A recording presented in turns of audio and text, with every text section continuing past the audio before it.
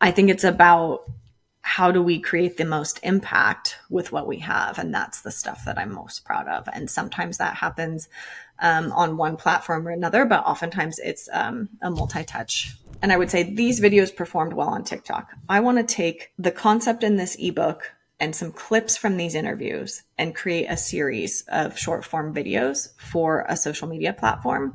Help me pick out the most compelling points and why. So I think there's certain industries or niches where people want the information and they're happy to pay for it. I do think subject matter expertise is subject matter expertise no matter what. And that isn't necessarily something AI can replace. Why wouldn't you just use ChatGPT, make into 90-second reels? You can, but what I can do is I can connect so many other things.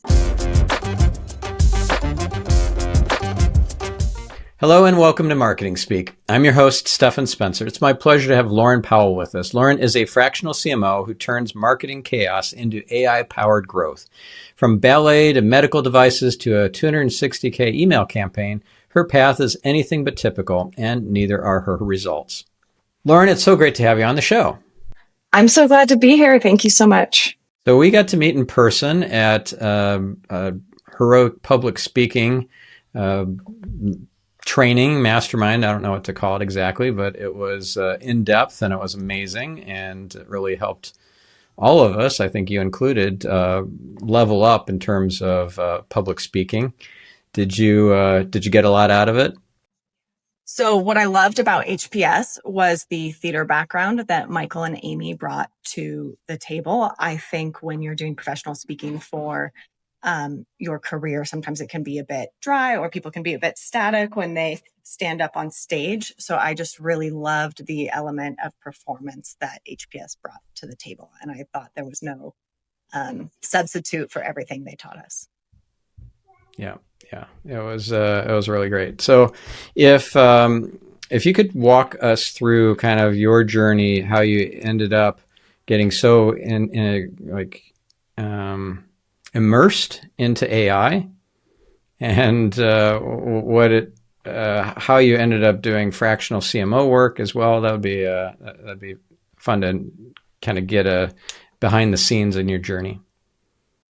Yeah. So, long story short, I got my international MBA over in Europe, started working for a medical device company, learned a lot, but hated the job.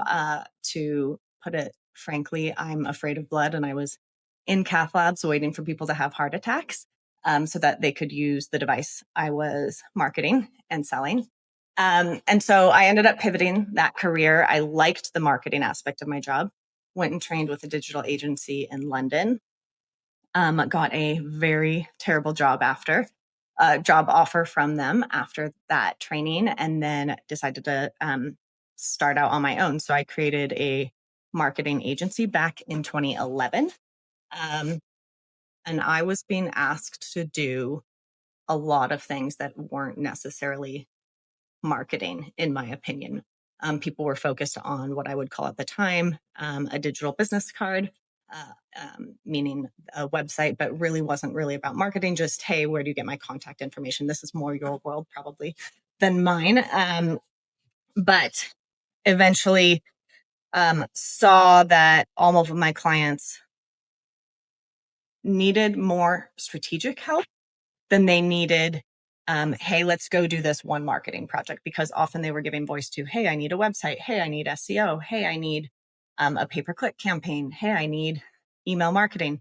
But they didn't see the bigger picture of what is the strategy that we're going to deploy online in order to bring new leads, new customers, new clients into our world. So that's really how I started taking more of a strategic lead.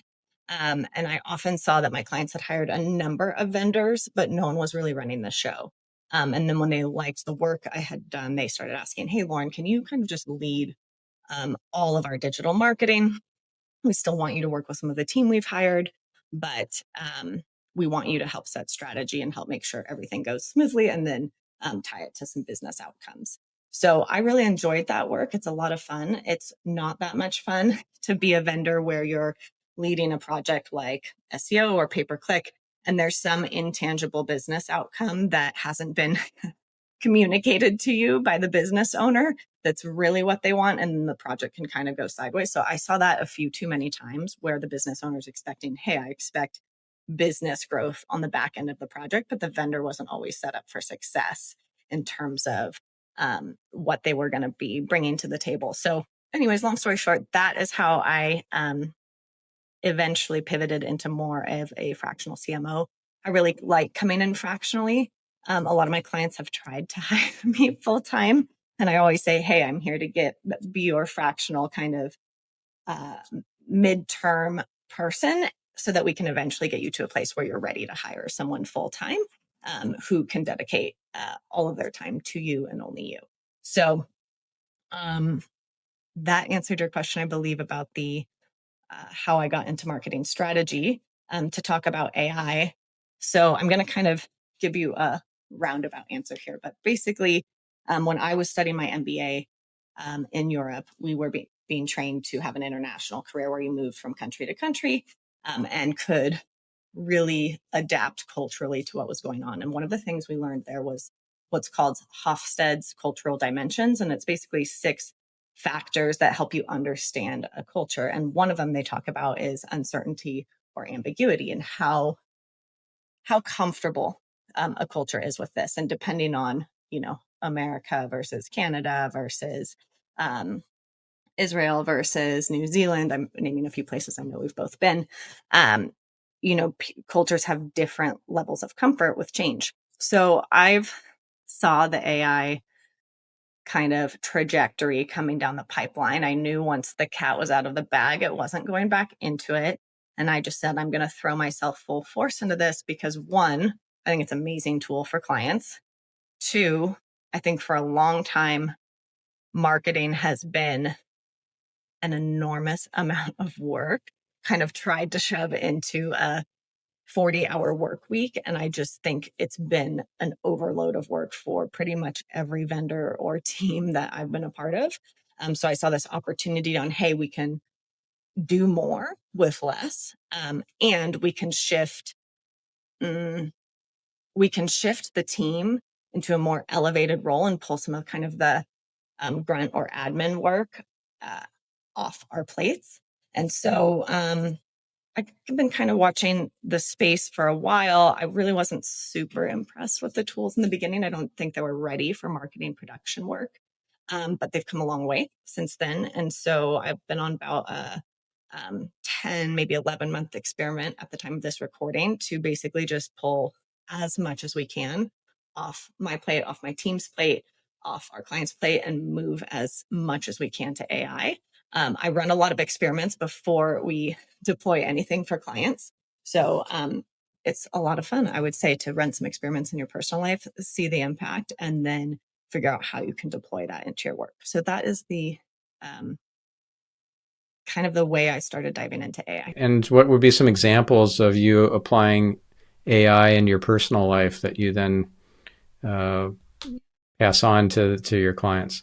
Yeah. So I think just getting comfortable with prompting, and a lot of people will tell you like prompting is the key, but I would say prompting plus iteration. So for example, something I like to teach is garbage in equals garbage out. If you give a terrible prompt to AI with no context, you're not going to have a very good output.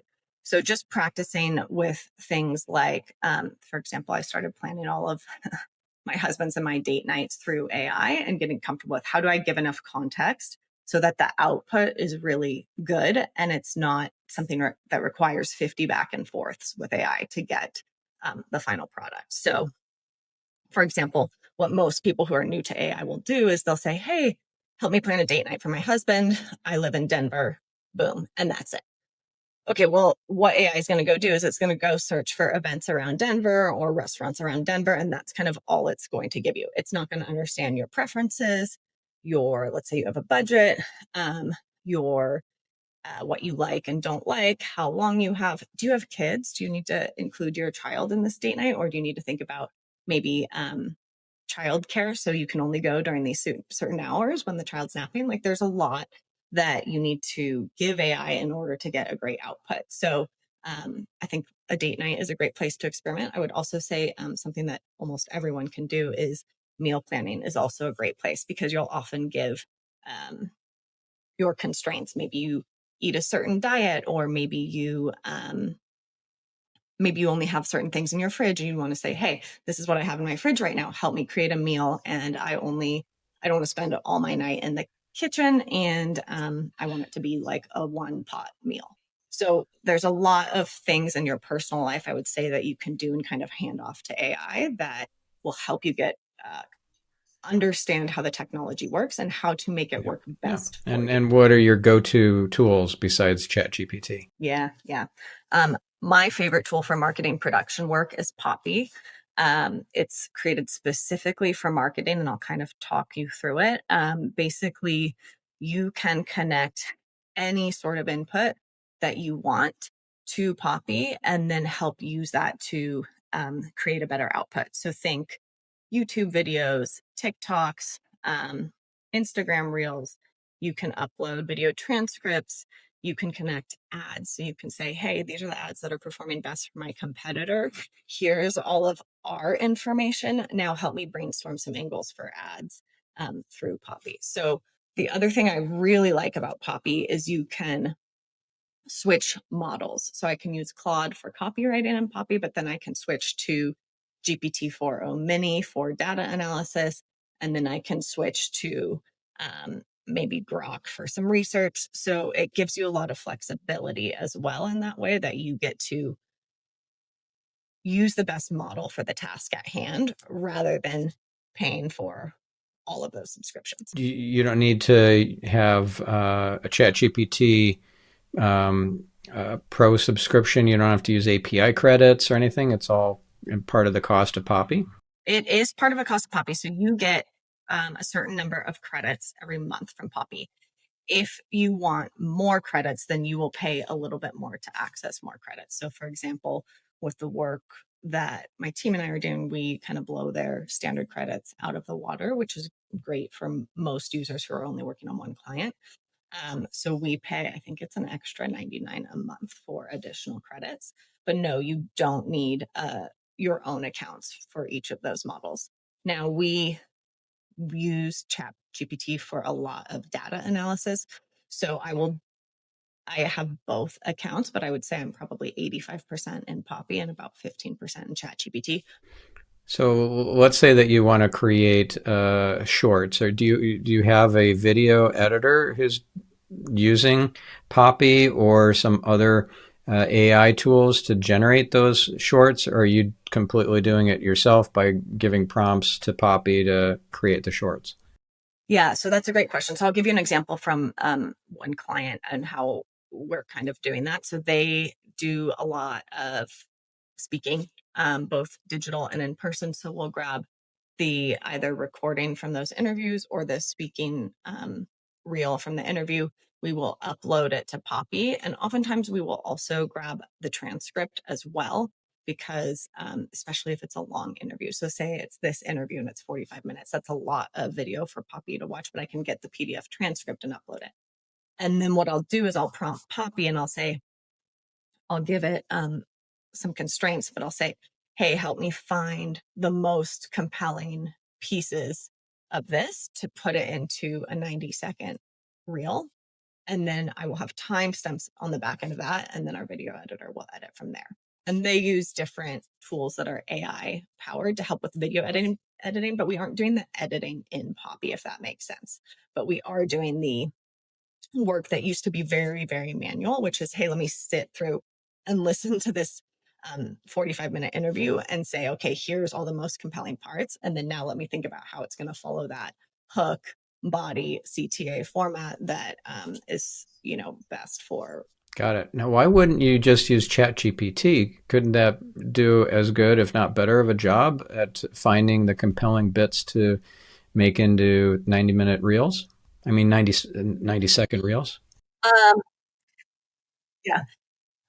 You can, but what I can do is I can connect so many other things in Poppy. So for example, I can say these three, sorry, I'm trying to show you my hands in this video. I can say these three competitor reels in the same space performed really well, and I want you to see them.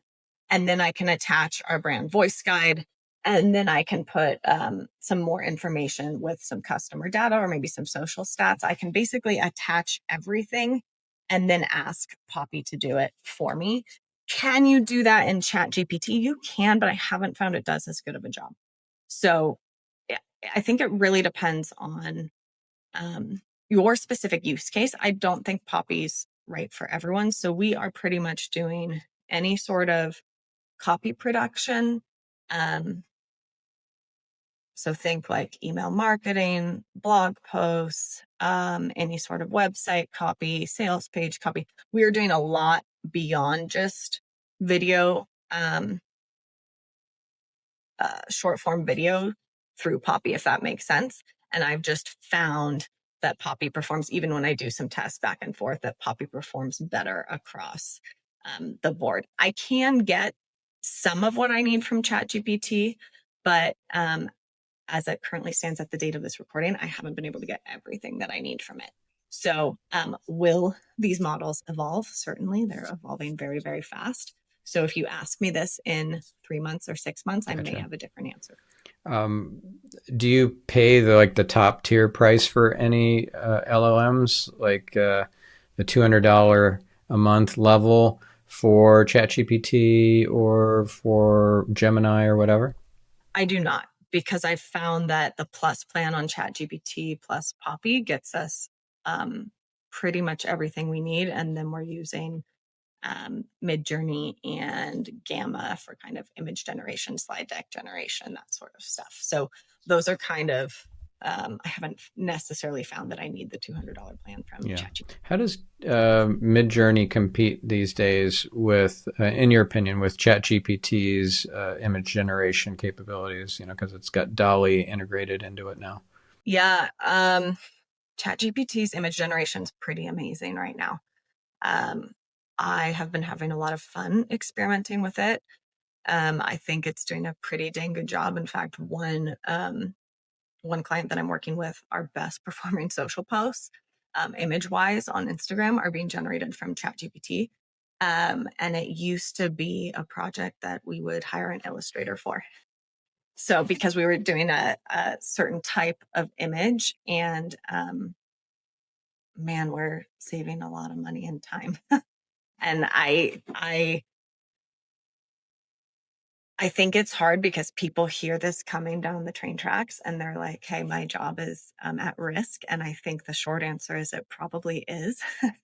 And you have to figure out how to evolve with this and bring your highest value while also being powered by AI. And I think that's where this kind of, going back to what I said earlier, comfort with ambiguity or change is important. And that I think everything is changing in the world of marketing with the rollout of AI. And I don't think it's a matter of if this is going to impact my job. I think it's a matter of when and how quickly.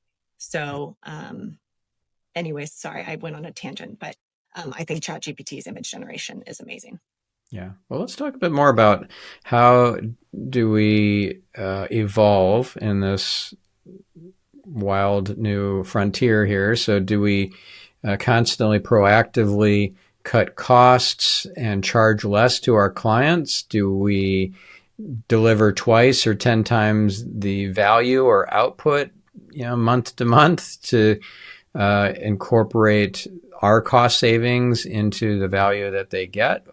Or do we just keep charging what we're charging and then we are keeping the cost savings internally? I'm curious how you see it.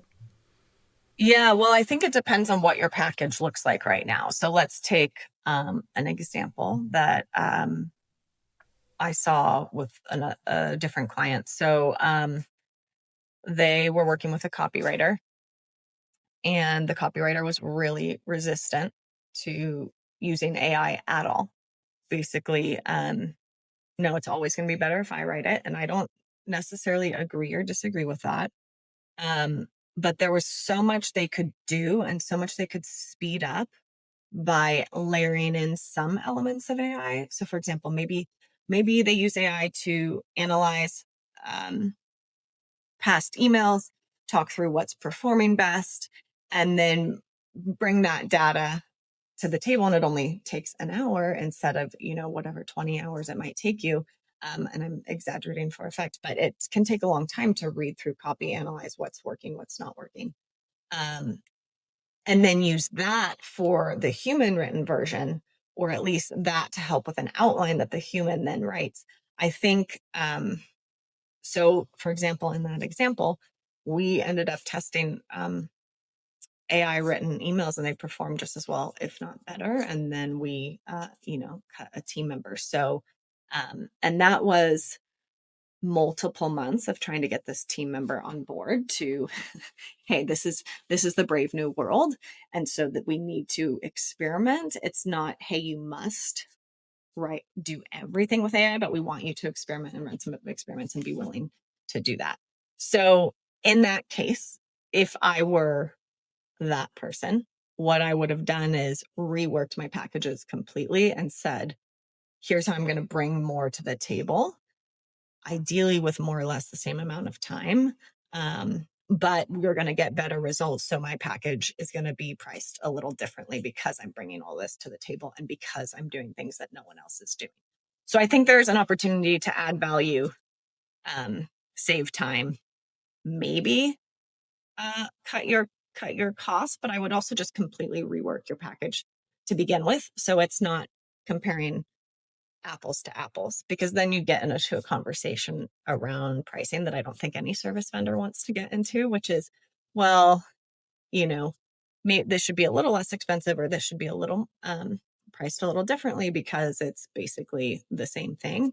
I think it's just, hey, here's a new technology. Here's how we're reworking what we're doing. We're going to roll this out. Maybe you're going to be a guinea pig. So we're not going to bump your price until 3 months from now when you're really happy with this service. And then this is what your price looks like. So I think you have to be really strategic, and then also think about how do I show my clients that I am forward facing and I understand what's coming down the pipeline, even if I don't fully understand all the technology yet, but I'm willing to experiment and incorporate it so that I can help improve results for them. Because if you don't do it, they're going to find someone else who does. And whether that's now or 6 months from now, depending on how early of an adopter they are, I think you'd be remiss to say, I'm just going to keep everything the same. I just don't think that's realistic personally, but I'd also be open to your thoughts on that. Well, I'm curious because you have an unusual model. You're not an agency. You're a CMO for hire, fractional CMO. And so when you said you cut a team member, it wasn't your team member, it was the client's team member, right? Yeah. Yeah. So the client and I had frank conversations in the background about, hey, we're trying to get this team member on board, but they're just unwilling, but let's give it a try. Let's try it a few more ways. But yeah, I am often leading teams that I either haven't hired or I've had a hand in hiring, but my ultimate responsibility is to the client and the client's results. But I'm often kind of like a middle manager, if you will. Mm-hmm. And so have you changed your personal pricing when you're dealing with clients? You charge, I would guess, like a monthly retainer or some sort of kind of like salary or something?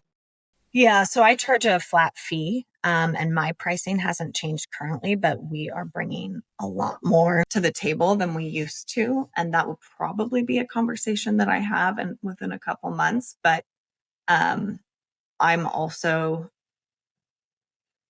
speaking frankly, just happy to retain work and still do my job and do it perhaps in less time and get better results, and also see team who's not as overloaded. So I'm kind of in a different position than I would say most vendors are, and that my scope of work isn't fixed. I'm not coming in and saying, hey, we're doing an SEO audit, and then here's all the scope of work with that SEO audit, and then here's, the end result.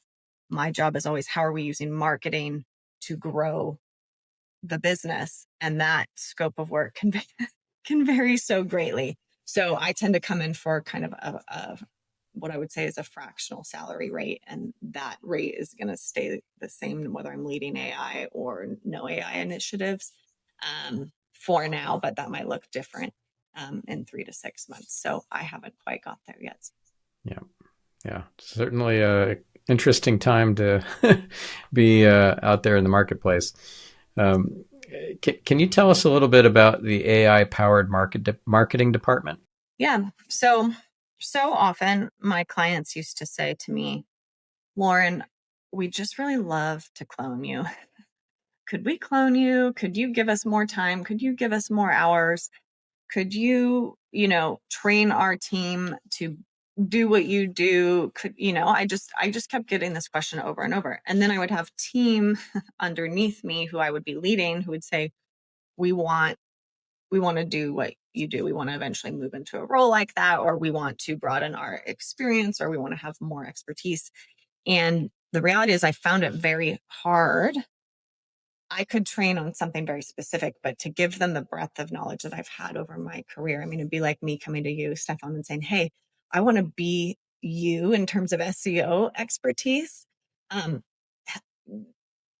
Make that happen. It's just very, very hard to do. And what I saw with AI was an opportunity to take maybe someone who didn't have the same background as me, but give them almost like a fast track in terms of marketing knowledge, because you could set up, hey, here's everything you need to know from a high level about how email marketing works. And then here's some prompts you can use to help generate emails using AI, and basically like fast track their education and output. So the AI powered marketing department has been my way of putting a forward facing training to all the training I'm doing behind the scenes with my clients and their teams, which is how do we up level our skill set? How do we up level our output without sacrificing results or quality, but using AI? So all of the things that maybe they weren't able to get involved in because maybe they weren't a copywriter, or maybe they weren't a graphic designer, but they could direct the work, and they could edit the work, and they could test the work, understand the results, and then say, okay, here's a new test we're going to run on the back end of that. Like they're now kind of, I'd say with AI, you can be in more of a creative and strategic director role than maybe you used to be. And so the AI powered marketing department was my way of putting together a training that all my clients and prospects have been asking for, and giving it to them in a self-serve way, because I'm doing an enormous amount of training behind the scenes right now. And that is really fun. And also I was looking for a way where I could just plug my clients' teams in and say, hey, go watch this and then let's chat. Go watch this piece about sales pages, go watch this piece about social media, and then let's chat about how you want to incorporate this into the work that you're already doing. Mm-hmm. Yeah. One thing I heard recently from Gary Vaynerchuk on a video was he doesn't like to refer to it as social media anymore. He refers to it as interest media. You're not caring what the Facebook follower counts are. You care that the algorithm considers you relevant to a particular interest, and then puts your reel in front of a bunch of people that are not followers of you, but are interested in the exact thing that you have a video about. So I'm curious to hear what your take is on that, and how you might be applying that with your clients. Yeah, I think that's an amazing description. So if you think about TikTok specifically, TikTok's algorithm works a lot differently than what you historically know as Instagram, Facebook, in that TikTok is serving you content from people who aren't your followers based on your interests.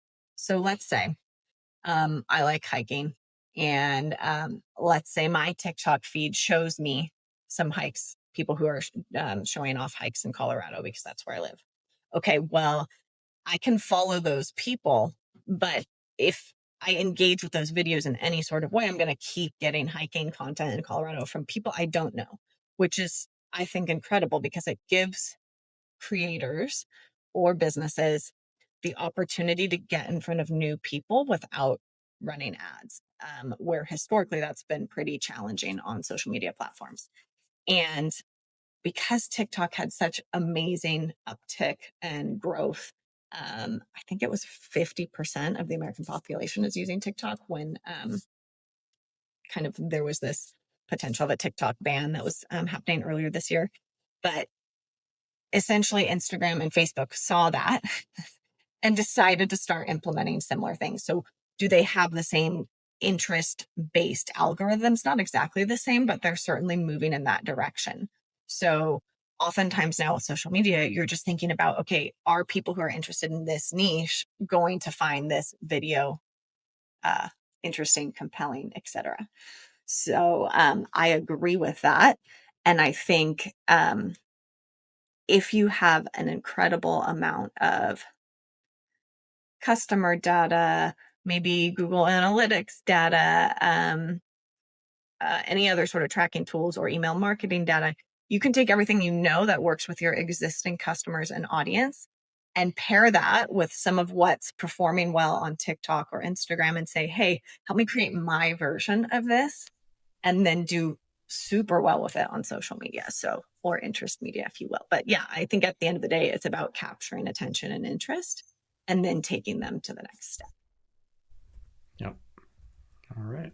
And what would be some examples that you're particularly proud of, whether it's use of TikTok in various campaigns or email marketing or I don't know, even direct mail. I don't know what sort of campaigns or initiatives pop out, like pop into your mind when you think of your best stuff.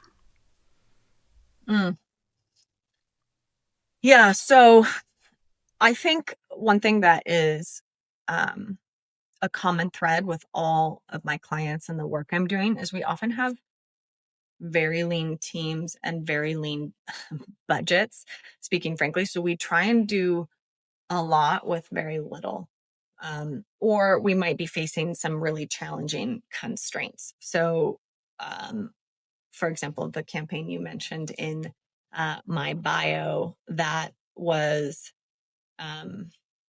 something I'm super proud of, and that client was so at the time like wary about the content marketing world, and we generated $250,000 for them, in 9 emails. So, after that, they were like, okay, great, let's throw more budget at this.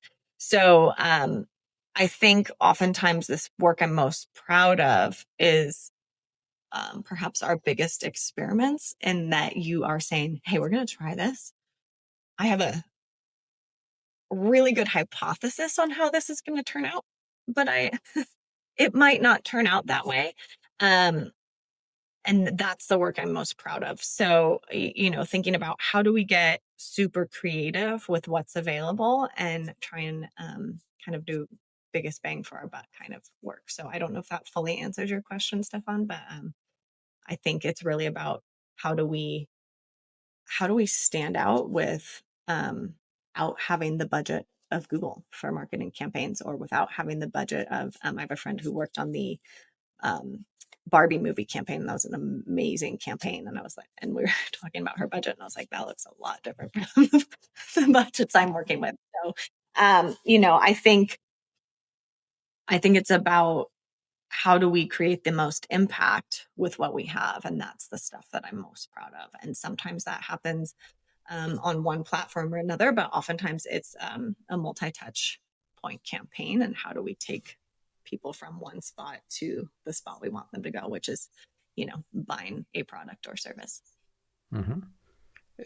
Any apps that you guys have coded without coding? No, we don't get involved in that side of things. I've helped hire developers because I do have some web development training, but no, I have not done any vibe coding or anything like that yet. Have you? No, I don't. But that's not to say it's not coming.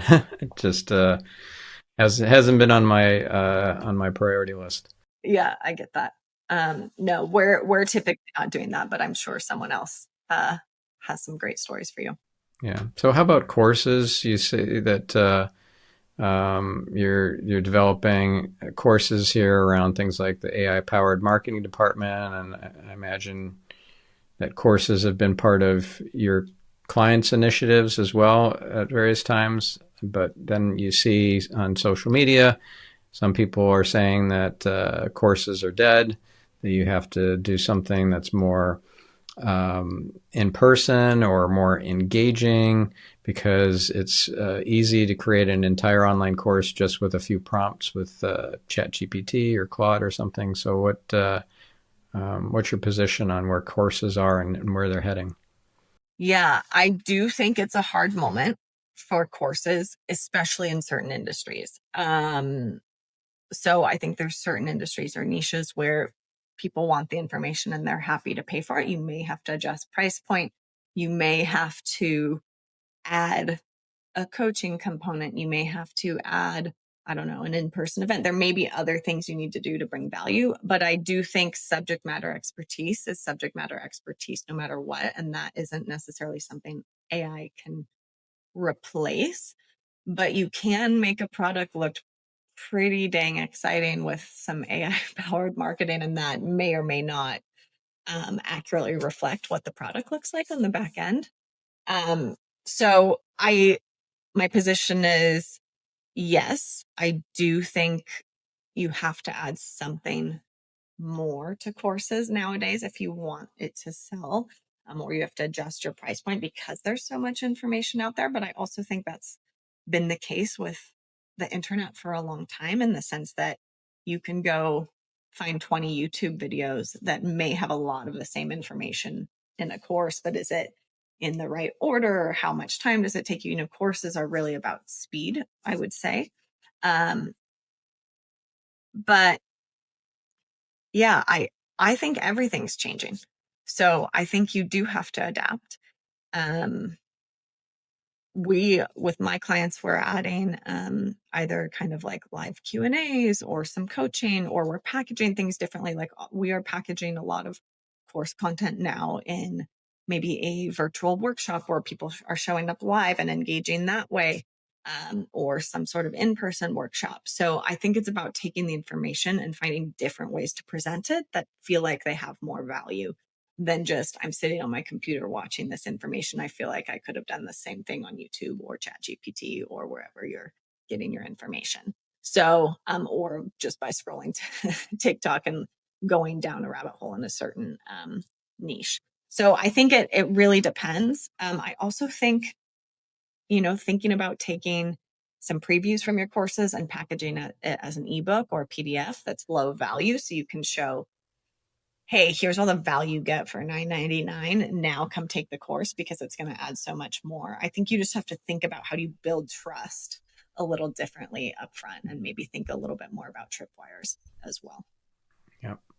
So do you take videos and turn them into ebooks, or do you take ebooks and turn them into videos, or both?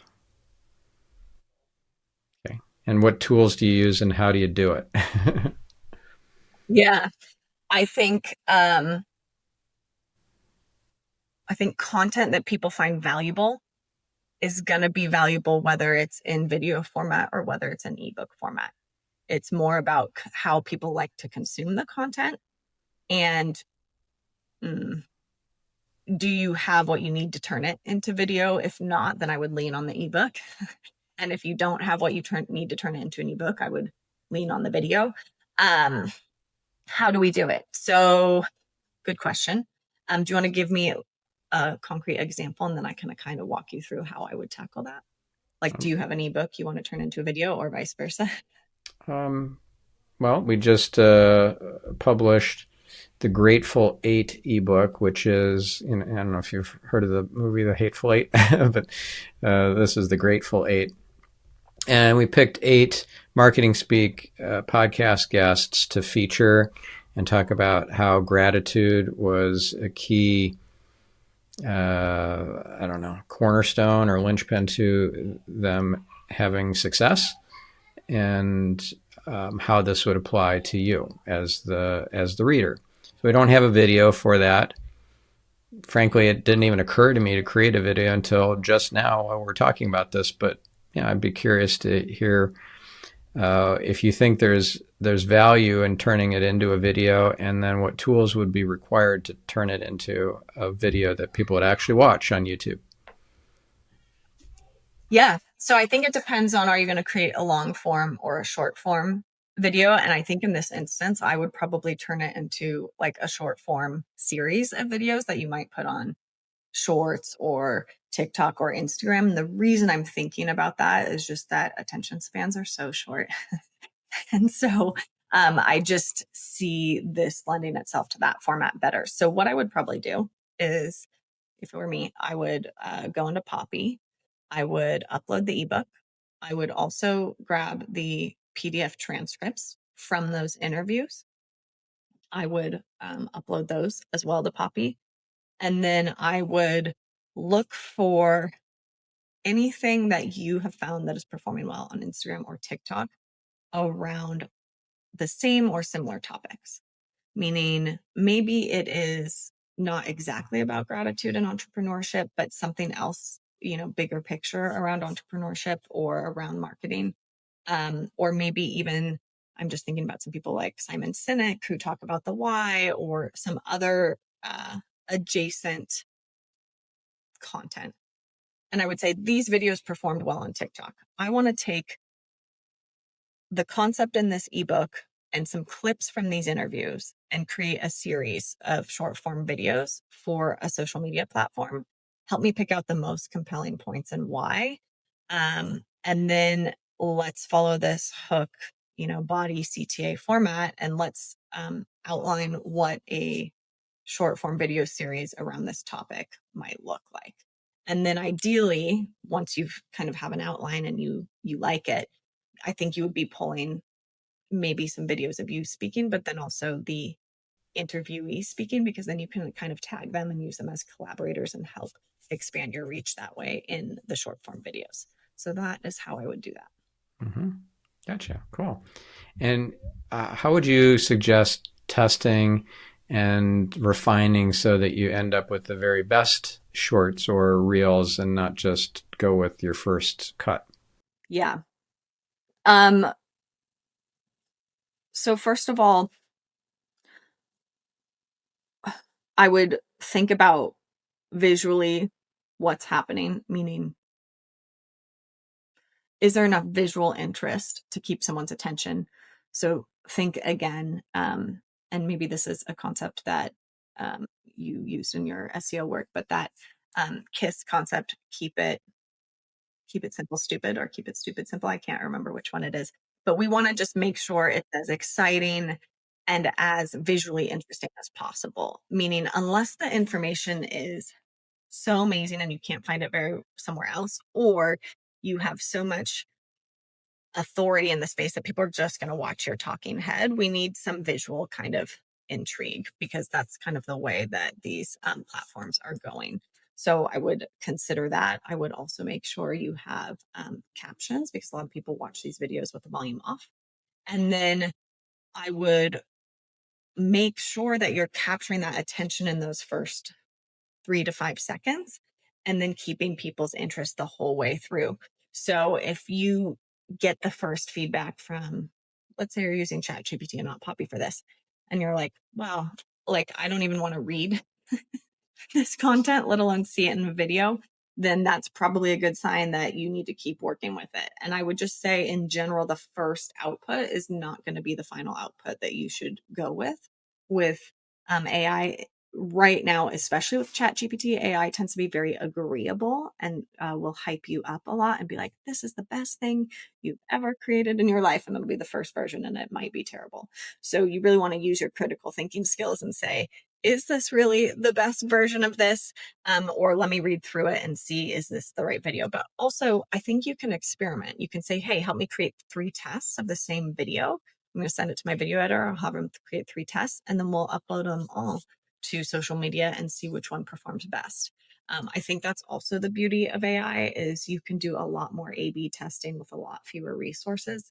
than you used to be able to. And I think so much of what I've seen with my clients, at least, of marketing work gets stuck in the production, that we forget about all the promotion and all the testing and all the amplification that needs to happen on the background. And really should probably be the bulk of the work, where I think up until now, because there's so much work involved, that production can take up 80% of the work. So even just thinking about producing a podcast, it's an enormous amount of work to find an interviewer, schedule, think through what your questions are going to be, move on to, producing all of the audio and video so that you can put it out on a channel. Well, what happens once you put it out on the channel? There's all that work that needs to happen on the back end of it.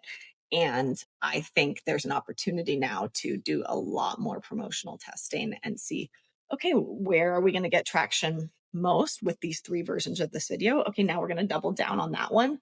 We're going to publish that not just on TikTok. Now we're going to publish it on other platforms, and we're going to put ad spend behind it. So I just think there's opportunity to test a lot more. And sometimes what you think is going to perform will flop, and sometimes what you think is going to flop will perform. And we don't always know what's going to take off. And I think you'd be surprised now, a lot of more organic, less produced stuff tends to do better than anything that has a lot of polish to it. Mm.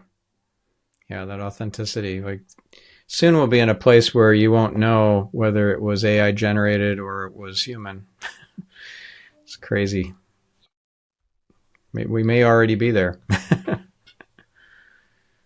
Have you seen some of the video clones that are being put out there? They are,